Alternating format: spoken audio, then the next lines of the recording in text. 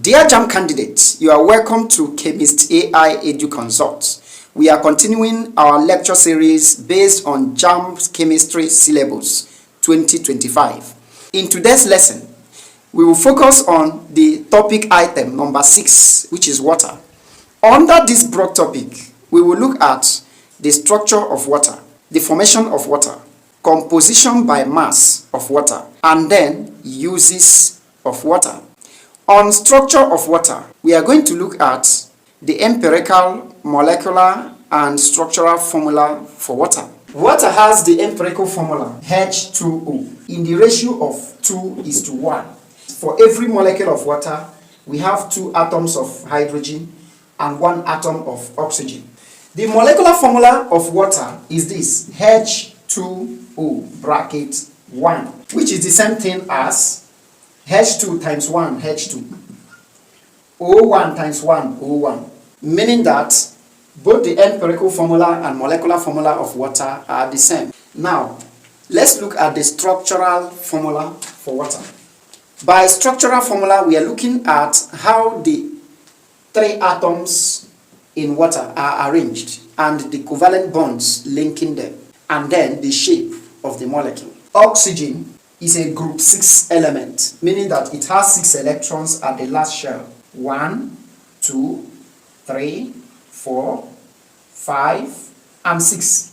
And then we have hydrogen atom, which comes in here to bond. Hydrogen atom with its electron. Let me shade it. And another hydrogen atom with its electron. According to valence bond theory, there are 4 pairs of electrons. These 2 lone pairs contribute an electron cloud. This bond pair contributes its own. This bond pair contributes its own. This electron cloud and these 2 will go as far as possible from each other because there are 2 lone pairs of electron.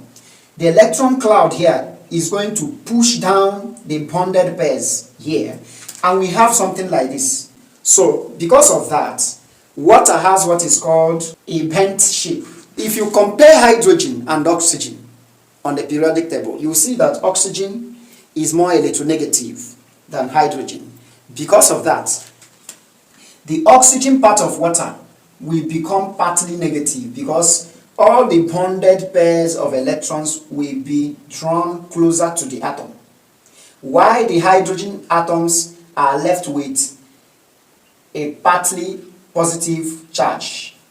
And because of this, water is known to be a polar solvent or compound, meaning that it has 2 ends, a positive end and a negative end.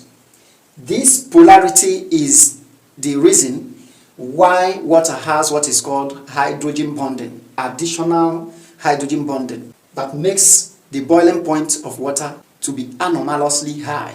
You know that hydrogen bonding is a bonding between the hydrogen of one molecule and either oxygen, nitrogen, or fluorine of another molecule. So the hydrogen bonding in water is represented as this. This is one water molecule. Because hydrogen is partly positive, another water molecule will place itself in a way that the negative end, which is oxygen, will have an entanglement with the positive end of this particular water molecule. And another water molecule will be somewhere here, so that the same thing will repeat itself. And we may even have another one here. The same thing will happen here, even here. So it is these additional bonds called hydrogen bond that makes water to have a higher boiling point, because as you heat water, more heat is needed to break these bonds so that the molecules of water will start flying away in form of water vapor. Now, let us look at formation of water. Water is simply an explosive combustion product. It is a combustion of hydrogen in oxygen that forms water. Hydrogen, which is a diatomic gas, whenever it combines with oxygen, which is also a diatomic gas, a liquid oxide is formed, which is water.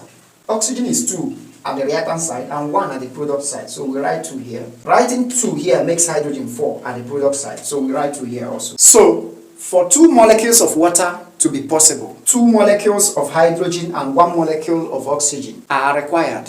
take note of this. You may be asked, how many molecules of hydrogen are required to produce 1 molecule of water?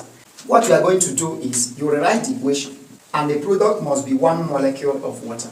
So for 1 molecule of water to be possible, there are 2 atoms of hydrogen, which is 1 molecule of hydrogen gas. So if 1 molecule of water is required, H2 is at the right hand side and H2 is at the left. 1O, oxygen atom, is at the right and O2 is at the left. And oxygen must exist in molecular form, O2, not as an atom. Which means what you are going to do is to write half here. Half molecule of oxygen is required to combine with 1 molecule of hydrogen to form 1 molecule of water. 1 molecule, half of 2 of hydrogen, plus half of 1, half molecule of oxygen. We now give you what? 1 molecule, half of 2 of water. Now, the next item on the topic is the percentage composition of water. So from the past questions, I have observed that you are required to know the percentage by volume of hydrogen and percentage by volume of oxygen inside water. You have to know that figure offhand. You get this figure from the molecular formula of water. In this molecular formula, there are 2 atoms of hydrogen there. There is 1 atom of oxygen. And the total gives you 3 atoms. So the percentage by volume of hydrogen in water is going to give you 2 atoms of hydrogen divided by the total number of atoms in water multiplied by 100 over 1. When 3 divides 100, you have 33.333. This 33.333 times 2 will give you, let's say, 66.67%. This is approximately 66.7%. It's also approximately 67%. They are the same. Percentage by volume of oxygen is number of atoms of oxygen, which is 1, divided by total number of atoms times 100 over 1. This is just 3 dividing 100, and we have 33.333, right? Which is approximately 33.3, which is also approximately 33%. Or you say percentage by volume of oxygen equals 100 minus percentage by volume of hydrogen, 66.7, and we have 33.3%. The next is uses of water. These are the 5 categories of uses of water. Number 1 and the most important use of water under domestic uses is drinking. After drinking, the next use of water for domestic purposes is cooking. After cooking, the next is washing and cleaning.